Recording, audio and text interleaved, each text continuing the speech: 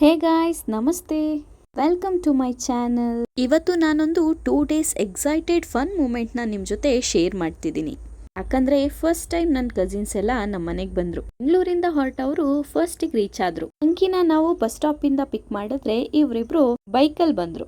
ಮನೆಗೆ ಬರೋ ಜೋಶಲ್ಲಿ ನನ್ನ ತಂಗಿ ಒಂದೇ ಸಾಕ್ಸ್ ಹಾಕೊಂಡ್ ಬಂದಿದ್ಲು. ಬಸ್ ಹತ್ತದ್ಮೇಲೆ ಗೊತ್ತಾಯ್ತಂತೆ ಒಂದ್ ಸಾಕ್ಸ್ ಹಾಕಿದ್ದೆ ಅಂತ. ಇವ್ರು 3 ಜನ ಬರೋಷ್ಟ್ರಲ್ಲಿ ಮಧ್ಯಾಹ್ನ ಆಗಿತ್ತು.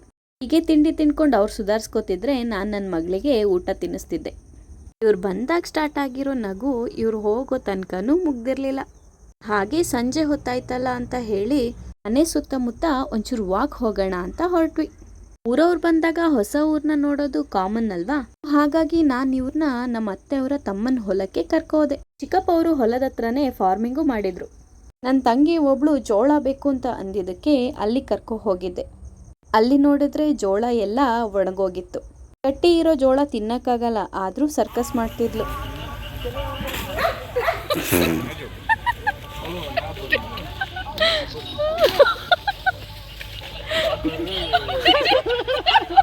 ಇಷ್ಟಾಗಿ ನಾವು ಮನೆಗೆ ಬರೋ ಅಷ್ಟರಲ್ಲಿ ಅಮ್ಮ ಮತ್ತೆ ಅತ್ತಿಗೆನೂ ಬಂದ್ರು. ಅವರು ಬಸ್ಸಲ್ಲಿ ಬಂದು ತಣ್ಣೀರಳದ ಹತ್ರ ಕಾಯ್ತಿದ್ರಂತೆ.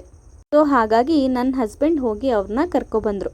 ವಿಕಣ್ಣನ್ಗೆ ಅರ್ಜೆಂಟ್ ಕೆಲಸ ಇತ್ತು ಅಂತ ಹೇಳಿ ಅಮ್ಮ ಮತ್ತೆ ಅತ್ತಿಗೆ ಇಬ್ಬರೇ ಈ ಸಲ ಬಂದ್ರು. ಗೆಸ್ಟು ಬಂದಾಯ್ತು, ಫನ್ ಮೂಮೆಂಟು ಸ್ಟಾರ್ಟ್ ಆಯ್ತು. ನೈಟ್ ಆಗಿರೋದ್ರಿಂದ ಮನೆ ಒಳಗಡೆ ಬೇಡ ಅಂತ ಹೇಳಿ ಎಲ್ಲರೂ ಟೆರೆಸಿಗೆ ಹೊರಟ್ವಿ. ಎಲ್ಲ ಸೇರ್ಕೊಂಡು ಫುಡ್ ಎಲ್ಲ ಅಲ್ಲೇ ತಗೋ ಹೋಗಿ ಪಾರ್ಟಿ ಸ್ಟಾರ್ಟ್ ಮಾಡಿದ್ವಿ. ಪಾರು ಅವರ ಅಪ್ಪ ಅಮ್ಮ ಹಾಗೂ ತಮ್ಮನೂ ನಮ್ಮ ಪಾರ್ಟಿಗೆ ಜಾಯ್ನ್ ಆದ್ರು. ಎಲ್ಲಾರನ್ನೂ ಹಾಗೆ ಕವರ್ ಮಾಡ್ಕೊಂಡು ಫನ್ ಮಾಡ್ಕೊಂಡು ಪಾರ್ಟಿ ಸ್ಟಾರ್ಟ್ ಮಾಡಿದ್ವಿ. ಫುಡ್ ಅಲ್ಲಿ ಚಿಕನ್ನು ಮಟನ್ನು ಮುದ್ದೆ ಎಲ್ಲಾನು ಇತ್ತು. ಆಮೇಲೆ ಎಲ್ಲ ರೀಲ್ಸ್ ಮಾಡೋಣ ಅಂತ ರೆಡಿ ಆದ್ವಿ.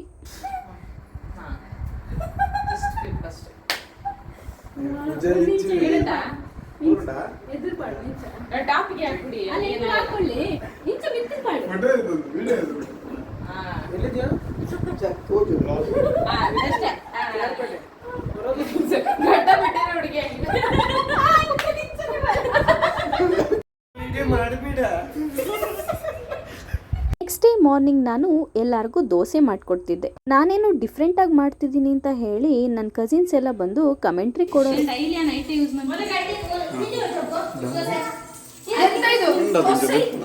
ಹೀಗೆ ತಿಂಡಿ ತಿನ್ಕೊಂಡು ಎಲ್ಲ ಕೂತ್ಕೊಂಡು ಒಂದ್ ರೌಂಡು ಹರಟೆ ಹೊಡಿತಿದ್ರು.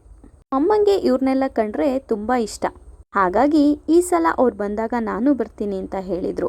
ಹಾಗೆ ಬಂದ್ರು. ಎಲ್ಲರೂ ತಿಂಡಿ ತಿನ್ಕೊಂಡು ಪ್ಲಾನ್ ಮಾಡಿ ಹೊರಗಡೆ ಹೊರಟ್ವಿ. ಈ ಸಲ ಚಿಕ್ಕಮಂಗ್ಳೂರಿಗೆ ಹೋಗೋಣ ಅಂತ ಹೇಳಿ ಪ್ಲಾನ್ ಮಾಡಿದವರು ಟೈಮ್ ಶಾರ್ಟೇಜ್ ಆಗಿ ಇಲ್ಲೇ ಹಾಸನಲ್ಲೇ ಎಲ್ಲಾದ್ರೂ ಹೋಗಿ ಬರೋಣ ಅಂತ ಹೊರಟ್ವಿ. ಜನ ಸ್ವಲ್ಪ ಜಾಸ್ತಿ ಇದ್ದಿದ್ರಿಂದ ಕಾರಲ್ಲಿ ಜಾಗ ಸಾಲಿಲ್ಲ. ಒಂದು ಕಾರಲ್ಲಿ ಹೋಗೋಕ್ಕಾಗಲ್ಲ ಅಂತ ಹೇಳಿ ನನ್ನ ಹಸ್ಬೆಂಡ್ ಇನ್ನೊಂದು ಫ್ರೆಂಡ್ ಕಾರ್ನ ಇಸ್ಕೊಬಂದಿದ್ರು. ಇವರಿಷ್ಟು ಕಸಿನ್ಸ್ ಅಡ್ಜಸ್ಟ್ ಮಾಡಿಕೊಂಡು ನಮ್ಮ ಕಾರಲ್ಲಿ ಕೂತಿದ್ರು. ಅಮ್ಮ ಅತ್ತೆ ಅದಕ್ಕೆ ನಮ್ಮ ಪಾರು ಅವ್ರ ಜೊತೆ ಬಂದರು. ನನ್ನ ಲಾಸ್ಟ್ ತಂಗಿಗೆ ಸ್ಯಾಟರ್ಡೆ ರಜಾ ಇರಲಿಲ್ಲ. ಹಾಗಾಗಿ ಅವಳು ಸಂಡೇ ಮಾರ್ನಿಂಗ್ ಬೇಗ ಬಂದ್ಲು. ಅವಳು ಬಂದ್ಮೇಲೆ ಬೇರೆ ಯಾರು ಮಾತಾಡಂಗಿಲ್ಲ, ಅವಳೇ ಮಾತಾಡ್ತಾಳೆ. ನಾನು ನಿಮ್ಮ ಹೆಸರು ಬಿಲ್ ಅಂತ ಕರೀದಾಯ್ತಾ? ಏ ಬಿಲ್ ನೋಡಿ ಫ್ರೆಂಡ್ಸ್, ನಾವು ಬೆಟ್ಟಕ್ಕೆ ಹೋಗ್ತಿದೀವಿ. ಡ್ರೈವರ್ ನೋಡಿ, ಬಿಲ್ ಬಿಲ್ ಬಿಲ್ ಅವರು ತುಂಬಾ ಸೀರಿಯಸ್ ಆಗಿ ಡ್ರೈವ್ ಮಾಡ್ತಾ ಇದ್ದಾರೆ. ಎಸ್ ನೋಡಿ ನಮ್ಮ ಅಕ್ಕಯ್ಯ, ಅಕ್ಕವ ನೋಡಿ, ಅಕ್ಕವ ಮತ್ತೊಬ್ರು ಅಕ್ಕವ ನೋಡಿ, ನೋಡಿ ಅಕ್ಕವ ನೋಡಿ, ಮತ್ತೊಬ್ಬ ನೋಡಿ ಬಾಲಿವುಡ್ ಹೀರೋ ಮಾಡೆಲ್ ನೋಡಿ. ಮುಂದುಗಡೆ ನೋಡಿ ಫ್ರೆಂಡ್ಸ್, ಅಲ್ಲಿ ನೋಡಿ ಮುಂದುಗಡೆ ಹೋಗ್ತಾ ಇದ್ದಾರೆ ನಮ್ಮ ಇನ್ನೊಬ್ರು ಕಸಿನ್ ಮತ್ತೆ ನಮ್ಮ ತಮ್ಮ ನೋಡಿ. ಗೃಹ ಪ್ರವೇಶಕ್ಕೆ ಹೋಗುವ ಭಾವ ಪ್ರಣಾಮಿ.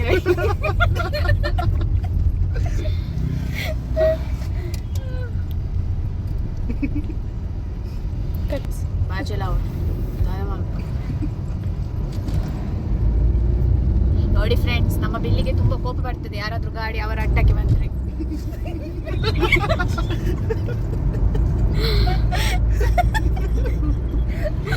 ಅವರು ಹೋಗುವಾಗ ಅಡ್ಡದಲ್ಲಿ ಯಾರ್ದು ಗಾಡಿ ಇರ್ಬಾರ್ದು ಫ್ರೆಂಡ್ಸ್.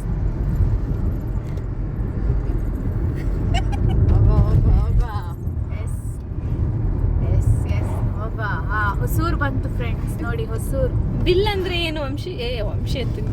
ಬಿಲ್ ಅಂತ ಹೇಳಿದ್ರೆ ಬ್ರದರ್ ಇನ್ ಲಾ ಅಂತ ಹೇಳಿದ್ರೆ ಭಾವ. ನೋಡಿ ಈಗ ಸ್ಪರ್ಶ ಹೋಟೆಲ್ ಬಂತು ನೋಡಿ, ಸ್ಪರ್ಶ ಜ್ಯೂಸ್. ಇಂಡೈರೆಕ್ಟ್ ಆಗಿ ತಕ್ಕೊಡಿ ಅಂತ ಇಲ್ಲ ಹೇಳ್ತಿದ್ದಾಳೆ. ಬೇಡ ನನಗೆ ಬೇಡ ಬೇಡ ನನಗೊಂದು ಬಾಯಾರಿಕೆಗೆ ನೀರು ಕೊಟ್ರೆ ಸಾಕು. ನೋಡಿ ಹೊಯ್ಸಳ ಫುಡ್ ಪಾರ್ಕ್ ಎಲ್ಲ ಇದೆ, ನಾಟಿ ಸ್ಟೈಲ್ ಇದೆ ನೋಡಿ, ಭಾಗ್ಯಲಕ್ಷ್ಮಿ ಟ್ರೇಡರ್ಸ್ ಉಂಟು, ಡಾಬಾ ಉಂಟು ನೋಡಿ, ಡಾಬಾ ಮೂಲೆ ಮನಸ್ಸಿನ ಉದ್ದುದ್ದ ಕಂಗಿನ ಮರ ನೋಡು, ಕಂಗು ತೆಂಗುದೇವು ಕಂಗು ದನ ನೋಡಿ ಫ್ರೆಂಡ್ಸ್, ದನ ಹಾಸನದಲ್ಲಿ ದನ ಉಂಟು ಫ್ರೆಂಡ್ಸ್, ನೋಡಿ ಹಾಸನದಲ್ಲಿ ದನ ನೋಡಿ ಫ್ರೆಂಡ್ಸ್. ನಂಗೋಸ್ಕರ ನೀರ್ ತರ್ಲಿಕ್ಕೆ ಹೋದ್ರು ನೋಡಿ, ನೋಡಿ ಕಾರನ್ನು ನಿಲ್ಲಿಸಿ ನೀರ್ ತರ್ಲಿಕ್ಕೆ ಹೋದ್ರು. ಯಾಲಿ SLV ನಮ್ ಬೇಕರಿಯಲ್ಲಿ ನೀರ್ ತರ್ಲಿಕ್ಕೆ ಹೋದ್ರು. ನನ್ನ ತಂಗಿ ಮಾತು ಸ್ಟಾರ್ಟ್ ಆದಮೇಲೆ ನಾವೆಲ್ಲಿಗೆ ಹೋಗ್ತಿದ್ದೀವಿ ಅನ್ನೋದೇ ಮರ್ತೋದಂಗಾಯ್ತು. ಮತ್ತೊಂದ್ಸಲ ಸುತ್ತಮುತ್ತ ನೋಡಿಕೊಂಡು ನೆನಪಿಸ್ಕೊಂಡು ಹೊರಟ್ವಿ. ಹಾಸನ್ ಸಿಟಿ ಬಿಟ್ಟು ಕ್ರಾಸ್ ರೋಡಲ್ಲಿ ಹೊರಟ್ರೆ ಎಲ್ಲ ಕಡೆನೂ ಒಂದು ಸುಂದರವಾದ ಹೊಲ ಗದ್ದೆ ನೋಡಕ್ಕೆ ಸಿಗುತ್ತೆ. ನಾನು ಮದುವೆಗೆ ಬಂದಮೇಲೆ ಇವೆಲ್ಲ ನೋಡಿದ್ದಿದ್ರು ನನ್ನ ತಂಗೀರಿಗೆ ಇವೆಲ್ಲ ಹೊಸದಾಗಿ ಅನ್ನಿಸ್ತಿತ್ತು. ನಮ್ಮ ಕಡೆ ಇರೋ ತೋಟಕ್ಕೂ ಈ ಕಡೆ ಇರೋ ಹೊಲಕ್ಕೂ ತುಂಬ ಡಿಫ್ರೆನ್ಸ್ ಇದೆ. ನಮ್ಮ ಮಂಗಳೂರು ಕಡೆ ಹರಿಯೋ ನೀರು ನೋಡಕ್ಕೆ ಸಿಕ್ಕಿದ್ರೆ ಇಲ್ಲಿ ಕೆರೆಗಳು ನೋಡಕ್ಕೆ ಸಿಗ್ತವೆ. ಅಲ್ಲಿ ಸ್ವಲ್ಪ ಬಿಸಿಲು ಜಾಸ್ತಿ ಇದ್ದರೆ ಇಲ್ಲಿ ತಂಪಗಾಗಿರುತ್ತೆ. ಈ ಥರ ವೆದರಲ್ಲಿ ಡ್ರೈವ್ ಹೋಗ್ತಾ ಇದ್ದರೆ ಅಷ್ಟೊಂದು ಖುಷಿಯಾಗುತ್ತೆ. ನಾನು ಹಾಸನಲ್ಲಿದ್ರೂ ಈ ಪ್ಲೇಸಿಗೆ ನಾನು ಫಸ್ಟ್ ಟೈಮ್ ಬರ್ತಿರೋದು. ನಾವು ಹೋಗೋ ಡೆಸ್ಟಿನೇಷನ್ ದೂರದಿಂದಲೇ ಎಷ್ಟು ಚೆನ್ನಾಗಿದೆ ನೋಡಿ. ಫ್ರೆಂಡ್ಸ್ ಮೆಕ್ಕೆಜೋಳ ಅಂಕಿ ನಿಂಗೆ ಏನು ಕದಿಬೇಕಂಕಿ? ಜೋಳ ಹಣ ಕದೀತಾರೆ, ಚಿನ್ನ ಕದೀತಾರೆ, ಎಲ್ಲ ಕದೀತಾರೆ ಫ್ರೆಂಡ್ಸ್. ಬಟ್ ಮೆಕ್ಕೆಜೋಳ ಕದಿಲಿಕ್ಕೆ ಇಷ್ಟೊಂದು ಎಕ್ಸೈಟೆಡ್ ನೋಡಿ ಫ್ರೆಂಡ್ಸ್ ಇವರಿಗೆ. ಹೀಗೆ ಫನ್ ಮಾಡಿಕೊಂಡು ನಾವು ನಮ್ಮ ಡೆಸ್ಟಿನೇಷನ್ ಫಸ್ಟ್ ಸ್ಟೆಪ್ಪಿಗೆ ರೀಚ್ ಆದ್ವಿ. ಮಧ್ಯಾಹ್ನ 2 ಗಂಟೆ ಆಗಿತ್ತು. ನಾವು ಬೇರೆ ಯಾರೂ ಊಟ ಮಾಡಿರಲಿಲ್ಲ. ನಾವು ಅಲ್ಲಿ ನಮ್ಮ ಗಾಡಿನ ನಿಲ್ಸಿದ ಕೂಡಲೇ ಮಠದಿಂದ ಒಬ್ಬರು ಬಂದು ಬನ್ನಿ ಊಟ ಮಾಡಿ ಅಂತ ಕರೆದ್ರು. ಎಲ್ಲರಿಗೂ ಹಸಿವಾಗಿತ್ತು. ಅದೇ ಟೈಮಿಗೆ ದೇವರೇ ಕಳಿಸಿದ್ರು ಅನ್ನುವಷ್ಟು ಖುಷಿ ಆಯಿತು. ದೇವ್ರ ಪ್ರಸಾದ ಅಲ್ವಾ, ತುಂಬಾ ರುಚಿಯಾಗಿತ್ತು. ಊಟ ಎಲ್ಲ ಮುಗಿಸ್ಕೊಂಡು ಮಠದಿಂದ ಹೊರಗಡೆ ಬಂದರೆ ತುಂಬಾ ಸುಂದರವಾದ ಪ್ರಕೃತಿ. ಇಲ್ಲಿಂದ ನಿಂತು ನೋಡ್ತಾ ಇದ್ರೆ ಮನೆಗಳೆಲ್ಲ ಚಿಕ್ಕ ಚಿಕ್ಕ ಪೆಟ್ಟಿಗೆ ಥರ ಕಾಣ್ತಿತ್ತು. ಹಾಗಾಗಿ ಎಲ್ಲ ಸ್ವಲ್ಪ ಹೊತ್ತು ಅಲ್ಲೇ ಕೂತ್ಕೊಂಡು ಕಾಲ ಕಳೆದ್ವಿ. ನಾವು ಮೊದಲನೇ ಸಲ ಇಲ್ಲಿಗೆ ಬರ್ತಿರೋದ್ರಿಂದ ಸ್ವಲ್ಪ ರೂಟ್ ಮಿಸ್ ಆಗಿ ಮಠದ ಹತ್ರ ಹೊರಟಿದ್ವಿ. ಅಲ್ಲಿ ಅವ್ರ ಹತ್ರ ರೂಟ್ನ ವಿಚಾರಿಸ್ಕೊಂಡು ಮತ್ತೆ ದೇವಸ್ಥಾನದ ಹತ್ರ ಹೊರಟ್ವಿ. ಈ ಪ್ಲೇಸ್ ನೋಡ್ತಾ ಇದ್ರೆ ನಮ್ಮ ಹಾಸನಲ್ಲಿರೋ ಕೆಲವರಿಗೆ ಗೊತ್ತಾಗಿರುತ್ತೆ ನಾವಿವತ್ತು ಎಲ್ಲಿಗೆ ಹೋಗ್ತಿದ್ದೀವಿ ಅಂತ.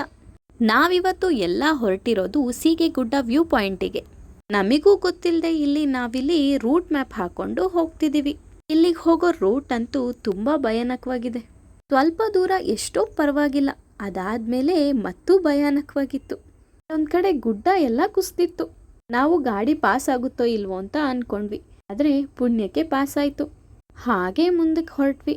ಹೋಗ್ತಾ ಇದ್ರೆ ಇನ್ನಷ್ಟು ದೂರ ಅಂತ ಅನ್ನಿಸ್ತಿದೆ ಹೊರತು ನಮ್ಮ ಡೆಸ್ಟಿನೇಷನ್ ಅಂತೂ ಕಾಣ್ತಿಲ್ಲ. ಹಾಗೋ ಹೀಗೋ ನಮ್ಮ ಡೆಸ್ಟಿನೇಷನ್ನ ಸೆಕೆಂಡ್ ಸ್ಟೆಪ್ಪಿಗೆ ರೀಚ್ ಆದ್ವಿ. ಹಾಗೆ ಅಲ್ಲಿ ಕಾರ್ ಪಾರ್ಕ್ ಮಾಡಿಕೊಂಡು ಮುಂದಕ್ಕೆ ಹೊರಟ್ವಿ. ಇಲ್ಲೊಂದು ಸುಂದರ ಶಿವನ ದೇವಾಲಯವಿದೆ. ಶಿವನ ದೇವಸ್ಥಾನದಿಂದ ಸ್ವಲ್ಪ ದೂರದಲ್ಲಿ ನಾವು ಪಾರ್ಕ್ ಮಾಡ್ಕೋಬೇಕು. ಸ್ವಲ್ಪ ದೂರ ನಡಿಬೇಕು ಅಷ್ಟೇ. ಹಾಗೆ ನಡ್ಕೊಂಡು ಹೋಗ್ತಾ ಇದ್ರೆ ಸಿಗುತ್ತೆ ನಮ್ಮ ಶಿವನ ದೇವಸ್ಥಾನ. ಆ ಬೆಟ್ಟದ ತುದಿಯಲ್ಲಿ ಎಷ್ಟು ಚೆನ್ನಾಗಿ ಆರಾಧಿಸ್ತಿದ್ದಾರೆ ನೋಡಿ. ದೇವಸ್ಥಾನಕ್ಕೆ ತುಂಬಾ ಪುರಾಣದ ಕಥೆಗಳಿದೆ ಅಂತೆ.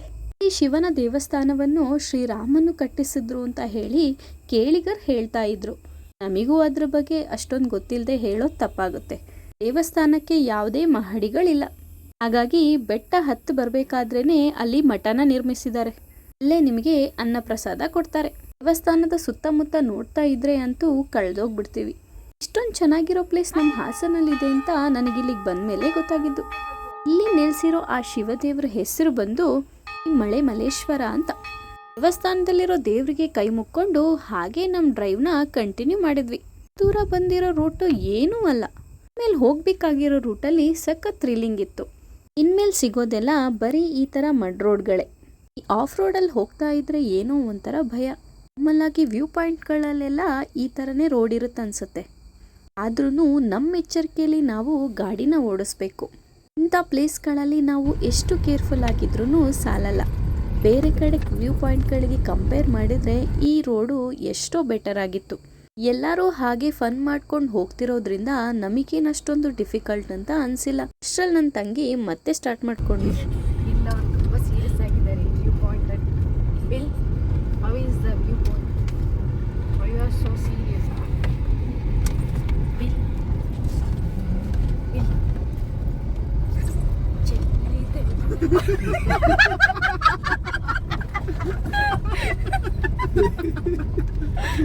ನೋಡಿ ಫ್ರೆಂಡ್ಸ್, ಸ್ಕೂಟಿ ಸ್ಕೂಟಿ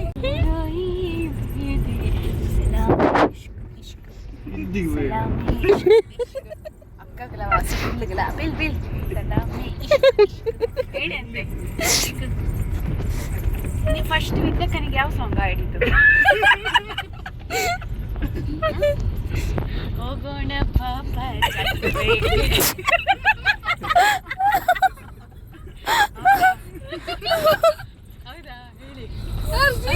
ಕಾನ್ಸಂಟ್ರೇಷನ್ ನೋಡಿ ಫ್ರೆಂಡ್ಸ್, ಡೆಡಿಕೇಶನ್ ಅಂತ ಹೇಳಿದ್ರೆ ನಮ್ಮ ಬಿಲ್ ಅಂದ್ರೆ ಡೆಡಿಕೇಶನ್, ಡ್ರೈವಿಂಗ್ ಅಂದ್ರೆ ಅವರ ಒಂದು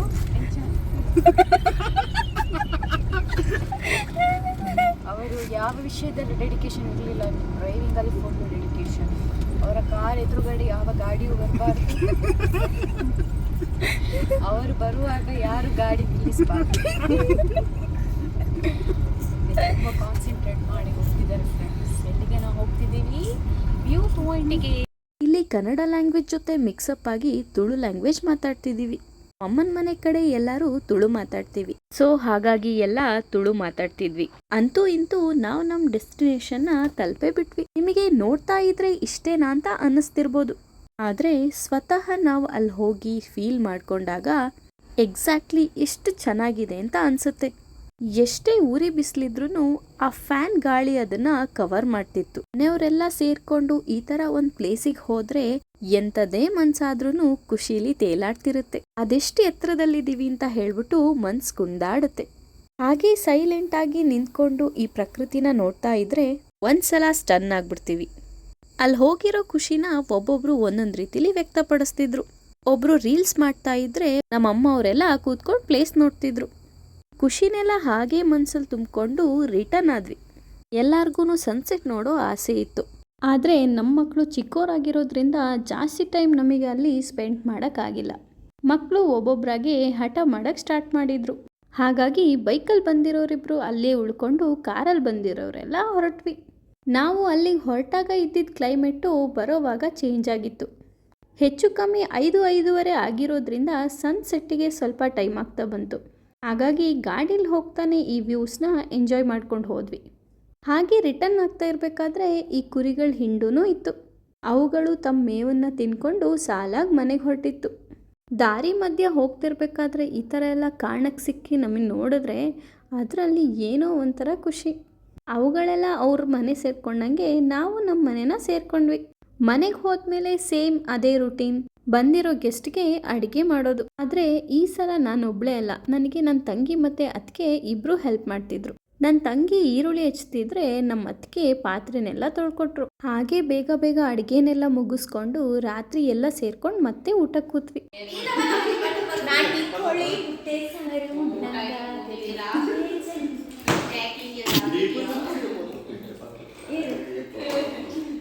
ಚಿಕನ್ ಸಾರು, ಮುದ್ದೆ, ಅನ್ನನ ನೋಡಿ ನನ್ನ ತಂಗಿ ಹಾಡಕ್ಕೆ ಸ್ಟಾರ್ಟ್ ಮಾಡಿದ್ಲು.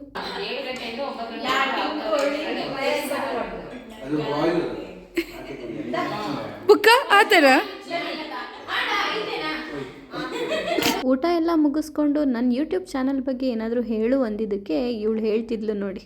ಓಕೆ ಫ್ರೆಂಡ್ಸ್, ವಿದ್ಯಾ ವ್ಲಾಗ್ ನೋಡಿ, ವಿಡಿಯೋ ಶೇರ್ ಮಾಡಿ, ಸಬ್ಸ್ಕ್ರೈಬ್ ಮಾಡಿ. Thank you all. Subscribe. Vidya vlog, that's all. ನಾವು ಒಳ್ಳೇದು ಮಾಡಿದ್ರೆ ನಮ್ಮ ಮನಸ್ಸು ಒಳ್ಳೆಯದು. ದೇವರು ಹಾಗೆ ವಿದ್ಯಾ ವ್ಲಾಗ್ ಅವರ ಮನಸ್ಸು ಒಳ್ಳೆದು. ಮಾಡಿ, ಸಬ್ಸ್ಕ್ರೈಬ್ ಮಾಡಿ, ಹಾಕಿ. ಧನ್ಯವಾದಗಳು, ನಮಸ್ಕಾರ. ಮನು, ತಲೆನೋವಿಗೆ ಏನು ಮದ್ದಿದೆ ಮನು? ತಲೆನೋವಿಗೆ ಏನು ಗೊತ್ತಾ, ಒಂದೆರಡು ಪೀಸ್ ಲವಂಗ ತಗೋಬೇಕು. ಆಮೇಲೆ ಏನು ಗೊತ್ತಿಲ್ಲ, ಆಮೇಲೆ 2 ಪೀಸ್ ಚಕ್ಕೆ. ಚಕ್ಕೆ ಅಂದ್ರೆ ಗೊತ್ತಾಯ್ತು, ಅದು ಪೀಸ್, ಚಕ್ಕೆ ಪೀಸ್. ಆಮೇಲೆ ಅದಂತ ಒಂದು ಜಾಯಿಕಾಯಿ ಬರ್ತಲ್ಲ, ಅದನ್ನ ತಗೋಬೇಕು. ಅದನ್ನ ತಗೊಂಡು ನೀರಿಗೆ ಹಾಕ್ಬೇಕು. ಎಷ್ಟು ನೀರಿಗೆ? ಒಂದು ಕೊಡಪ ನೀರಿಗೆಲ್ಲ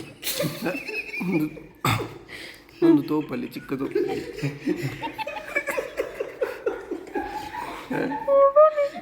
ಒಂದು ಚಿಕ್ಕ ತೋಪಲ್ಲಿ ಸ್ವಲ್ಪ ಒಂದು 1/2 ಲೀಟರ್ ನೀರು ಹಾಕ್ಬೇಕು.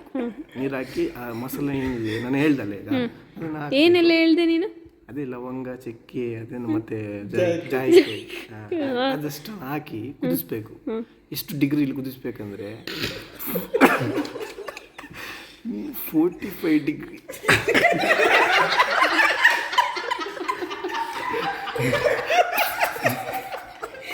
ಕಸಿನ್ಸ್ ಎಲ್ಲ ಸೇರಿಕೊಂಡ್ರೆ ಎಷ್ಟೊಂದೆಲ್ಲ ಮಜಾ ಇದೆ ನೋಡಿ. ಇಷ್ಟೊಂದೆಲ್ಲ ಫನ್ ಮೂಮೆಂಟ್ನ ಕ್ರಿಯೇಟ್ ಮಾಡಿಬಿಟ್ಟು ಎಲ್ಲ ಹೊರಡ್ತಿದ್ದಾರೆ. ಹಿಂದಿನ 2 ದಿವಸ ನೆನೆಸ್ಕೊಂಡ್ರೆ ಇವರನ್ನೆಲ್ಲ ಕಳ್ಸೋಕ್ಕೆ ಮನಸ್ಸಿಲ್ಲ, ಅಷ್ಟು ಚೆನ್ನಾಗಿತ್ತು ನಮ್ಮ ದಿನ. ಮತ್ತೆ ಎಲ್ಲ ಒಂದ್ಸಲ ಸೇರೋಣ ಅಂತ ಪ್ಲ್ಯಾನ್ ಮಾಡಿಕೊಂಡು ಮನೆಗೆ ಹೊರಟ್ರು. ಸೊ ಇದಿಷ್ಟು ನನ್ನ ಫನ್ ವ್ಲಾಗ್. ಯಾರ್ಯಾರಿಗೆ ಈ ವಿಡಿಯೋ ಇಷ್ಟ ಆಯಿತು ಪ್ಲೀಸ್ ಸಪೋರ್ಟ್ ಮಾಡಿ. Thank you.